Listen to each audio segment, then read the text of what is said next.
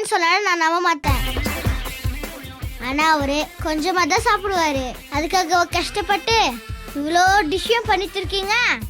ஏதாவது 2-3 ஐட்டம்ஸ் பண்ணா பத்தாதா? அப்படி இல்ல வெண்பா, டாடாக்கு என் மேல ஒரு கோவம் இருந்துகிட்டே தான் இருக்கு. முன்னாடி மாதிரி நான் வைக்கிற சாப்பாட்டை சாப்பிட மாட்டேங்கிறாரு.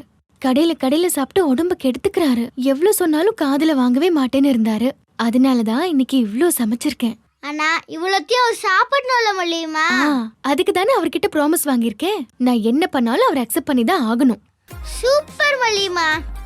நான் ஏதாவது ஹெல்ப் பண்ணட்டுமா?